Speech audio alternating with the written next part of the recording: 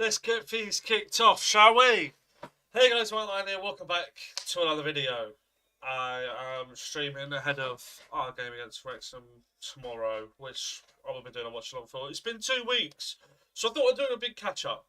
I have missed the last 2 weeks, not really made any content. I have a order of things that we're going to go through today, and this is going to be, although I've written out the list of stuff we're going to go through, this will more or less be off the top of the head.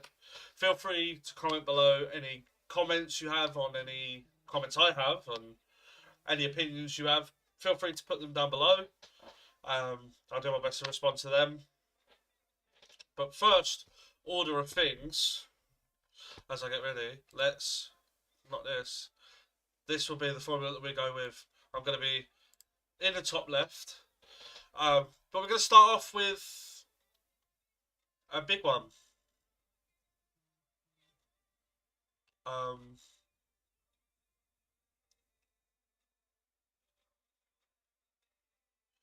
just want to double check because I feel like I am missing one.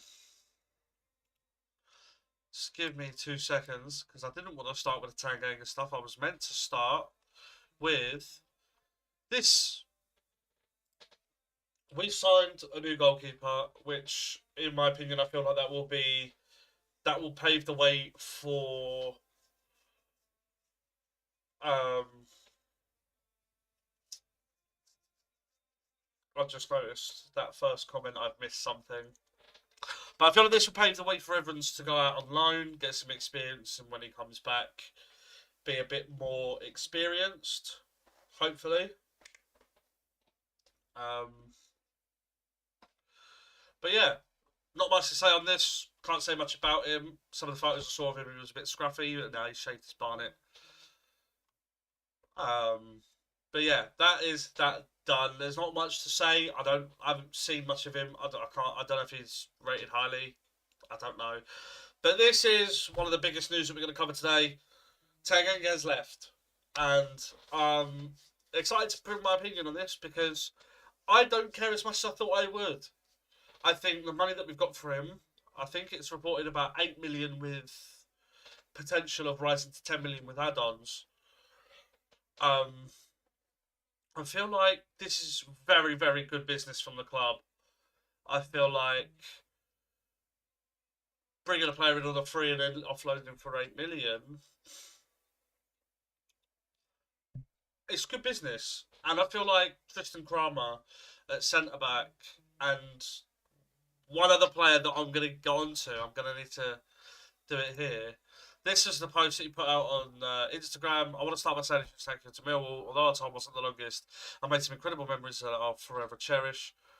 Created some great relationships and worked with some amazing people who I wish nothing but the best for. Thank you to the staff, players, and fans for welcoming me like family and having the faith and belief in me. Nonetheless, I wish the club all the best for the future, all the success and hope. And I look forward to our paths crossing again. Before we move on to that, I do need to quickly have a word on Caleb Taylor, who is apparently undergoing a medical. I completely forgot that this was happening. I searched, trying to look at some Millwall news before this to see what I've missed, what I need to cover, but this one slipped through the cracks.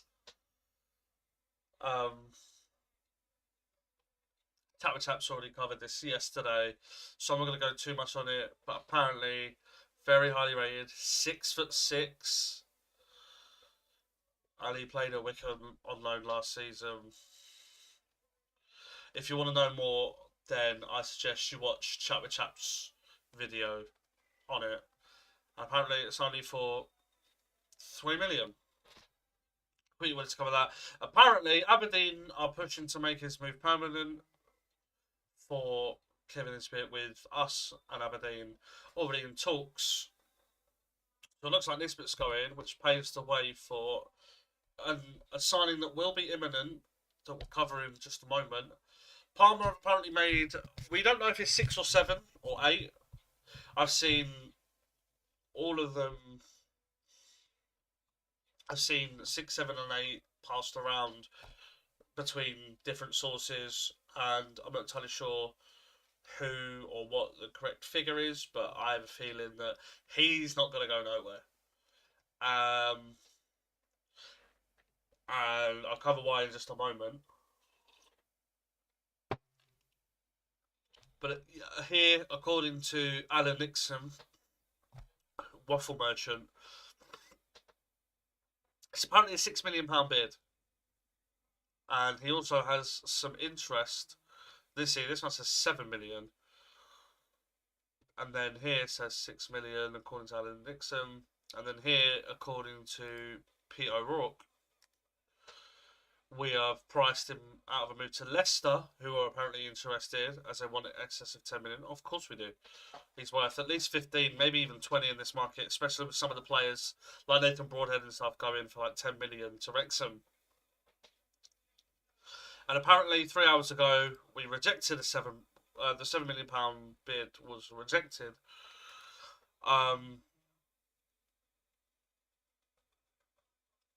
Yeah, Ivanovic isn't going anywhere.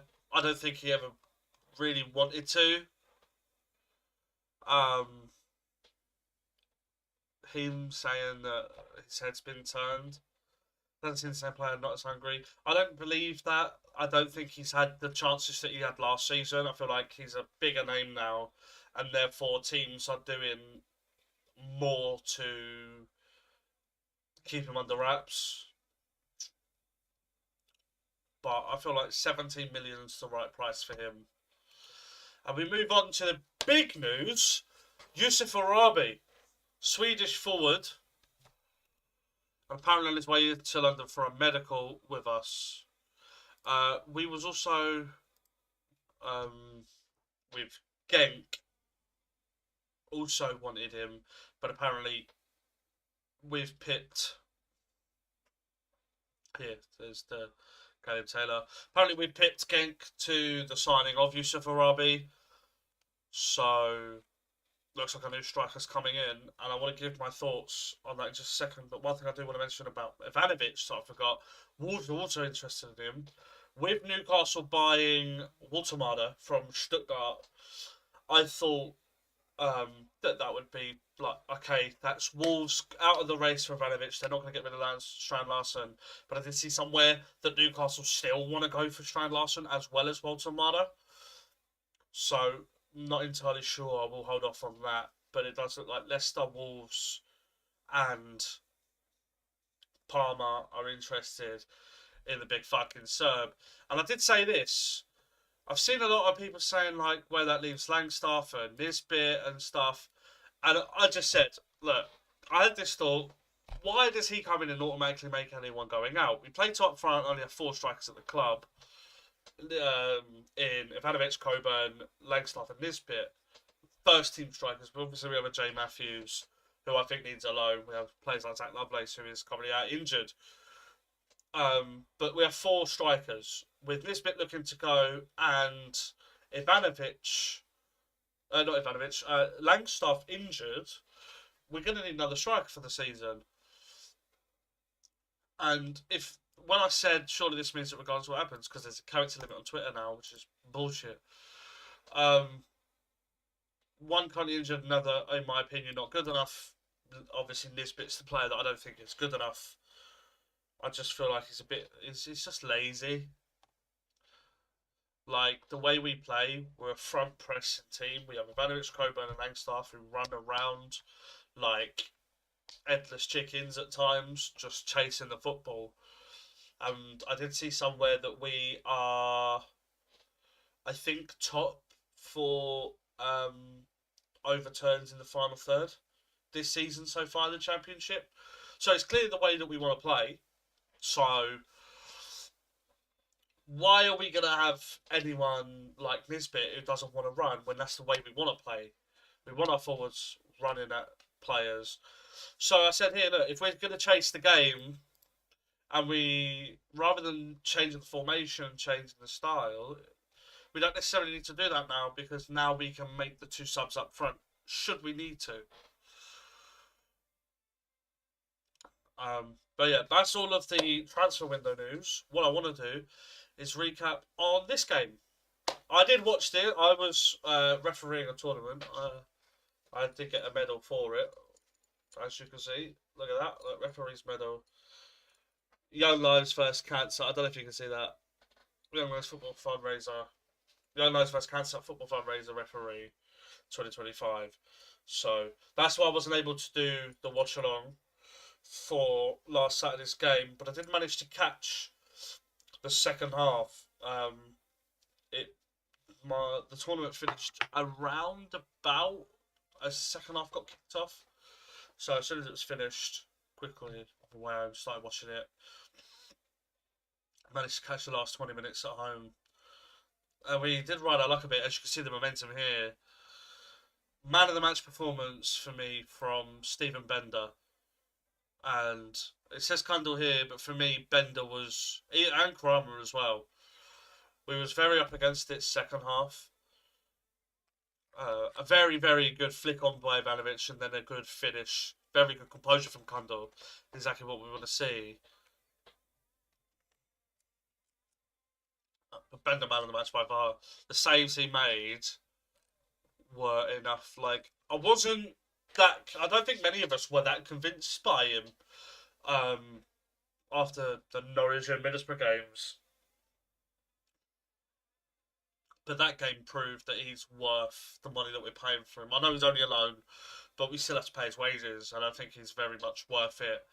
That game alone showed me that he's good enough to be top six for me. If he can play like that every week, then we're not going to see many goals. We don't see many goals anyway with this defence. Not absolutely convinced on Leonard, 100%. But this game proved that even without Tanganga, with Kramer and Cooper at the back, and now bringing in Caleb Taylor, I feel like Cooper is losing it a little bit. I can't lie. I think it's just due to him getting older. Sheffield United 6.9 by the way, so I did cover that up. Probably 7.3. We'll move that down there like that, so you can see it. But Sturge, good enough. He did make a mistake in the second half that we don't want to see because other teams will punish us. Just needs to release the ball and he just held on to it for too long and got caught out. But luckily, managed to deal with it. But Kramer definitely very good at centre back. I think we need an attacking right back, like a Brook Norton Cuffy. That's exactly the type of player we need. I watched a compilation, oh, not a compilation, but, well, I guess it was a compilation. I watched all of our goals from the 22-23 season, I think it was, that we had him. And so many times he was just bombing down the right hand side. That 4-0 game against Sheffield Wednesday. Rob Edwards, seems like a long time ago now. Jesus Christ. But I thought we played really well against Sheffield United and defended really well. And then I think we're well worth the 3 points, and then that leaves us 8th, which all of the top 6 are unbeaten, as well as Bristol City in 9th. But I will have a revised. I will put out my predictions for the Prem and the Championship when the transfer window is closed. After deadline day, I'll make that a video. I won't stream it, but yeah, the provisional table that I had, very interesting. I will go over it in that video anyway, but we'll redo it and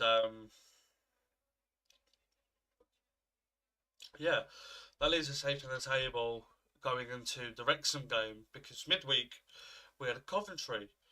And I managed to watch all of this. I wasn't able to still watch along for this. It says that an XG of 2, nearly, but I'm pretty sure like most of that is to Pen. There wasn't many chances where I thought that they should have scored, but considering we put out a really young team. Crocombe played well as well. I'm really happy with Crocombe and Bender. But like here, they've put out a very strong championship team.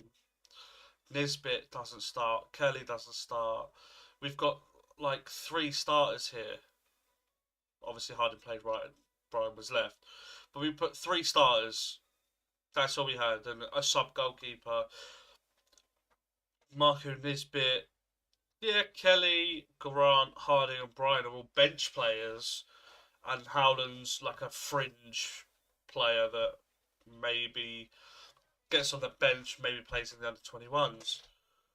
And then even the subs that we made, only Denor is the only like consistent starter that we brought on. So we did a really, really good job considering we were nowhere near full strength. Even this, like, yeah, we had Ivanovic on the bench and Bender and Cooper, but we were missing a lot of first team players.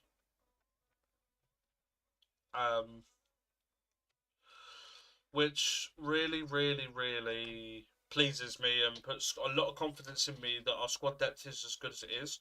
Because by the time they'd put all their subs on, they're now full strength after all of these subs came on. All of these, like, are like stake a claim for starting for Coventry in the league. For a team that more or less finish in and around the top six.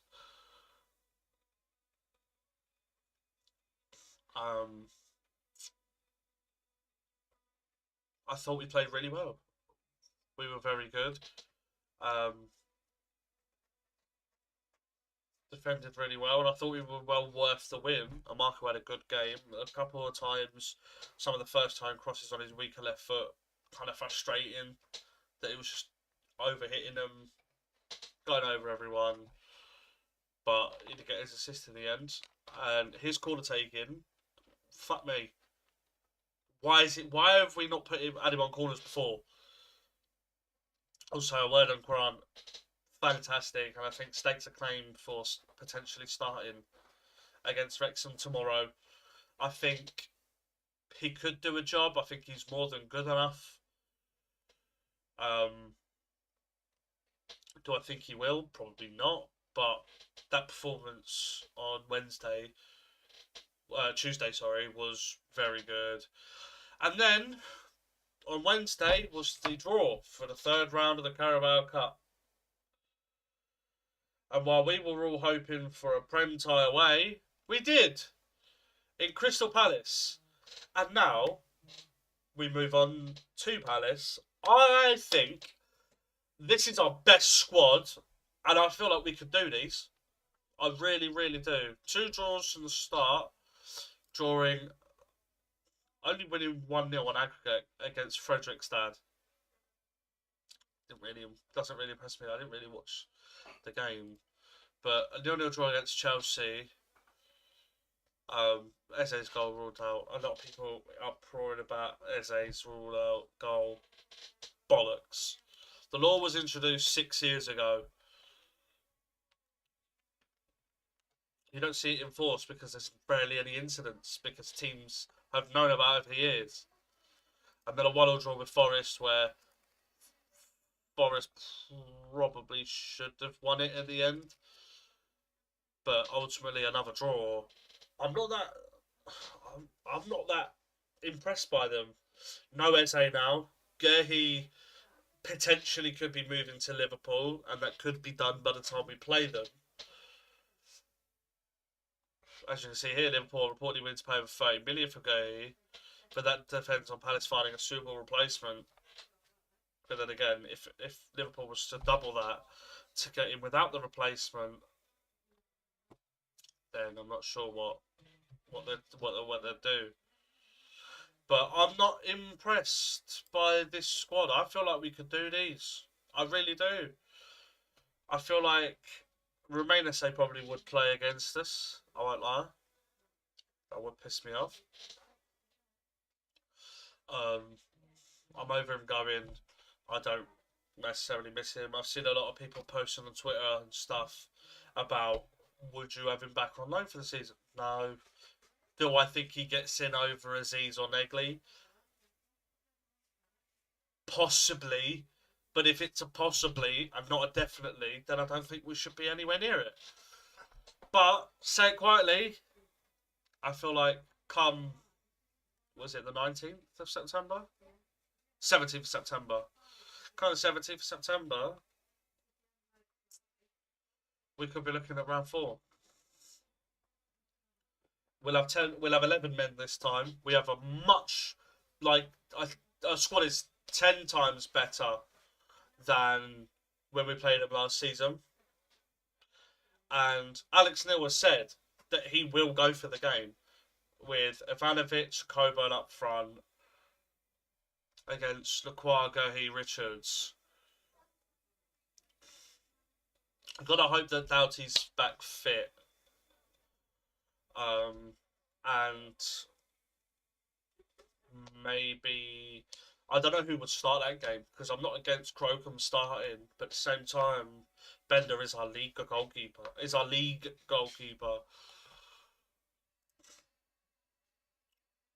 But Luongo and Denoy in the middle, Negley and Cundle's playing really fucking well. Cundle's really impressed me. And I think if we play this, maybe have a new right back come in, like a Brooknell McCuffey. I'm not saying him specifically, but someone like him comes in and Doughty comes back from injury. Kramer and Cooper at the back on Mateta. Mateta doesn't do a single fucking thing. But what a week that is. 13th we play Charlton at the Valley. Then we go to Crystal Palace on the following Wednesday. But yeah, I have a feeling that we can do them, but we'll go more in depth later on, closer to the time. But this is our pre-match analysis. No Josh Windass, Jay Rodriguez. Wrexham are a... Was this? Yeah, this was in the cup. I feel like this is a typical Millwall banana skin. You know, we'll play teams like Coventry and Sheffield United, although they've had a poor start to the season, and then Ipswich and Southampton, and we'll go and beat them. But historically, we'll go to Sheffield Wednesday or play Wrexham or Derby, teams that most probably would be down at the bottom here and struggle. Hopefully, that is behind us now with all the signings we've made and new manager.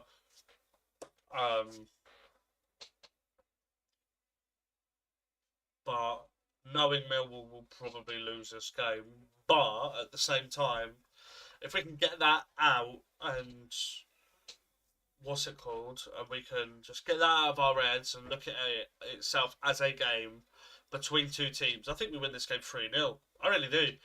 I've watched Wrexham twice this season in their game against West Brom and Southampton.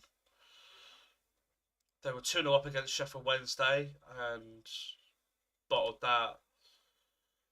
Coming from behind to beat Preston with the 92nd minute winner, and then the same against Hull, having to beat them on pens after being going 1-1, but then we went 3-1 down. It took 2 goals in 2 minutes after the 90th minute for them just to get that. But the game against West Brom, I thought they didn't really deserve anything from the game anyway. And I think that their one weakness in their team is Danny Ward. I have no idea how the fuck this guy's still in the Championship. He is awful. Quite possibly one of the worst goalkeepers I've seen. He rivals George Long, in my opinion, for worst goalkeeper in the league.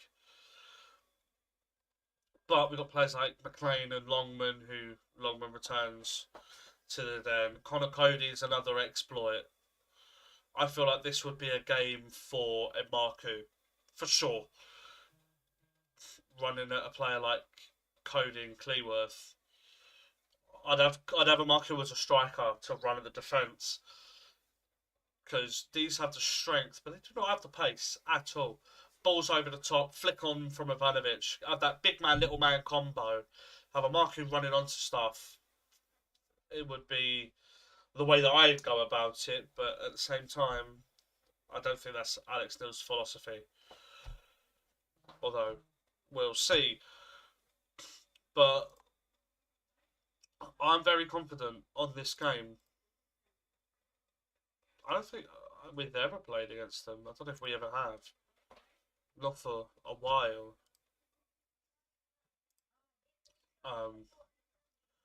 But I feel like 3-0 win. Ivanovic and Dunor and a Marco off the bench to get the 3 goals. Ooh, now I'm saying it though. I feel like one of Cooper Kramer or Grant score from a corner. Do you know what? We'll lock that 3 in. We'll say 3-0. We'll go Ivanovic, Dunor, and a Marco off the bench as 3 goal scorers. But honourable mention to one of Cooper Kramer or Grant scoring from a header from a corner or a set piece. So it might be a free kick. But I have a feeling that that may happen.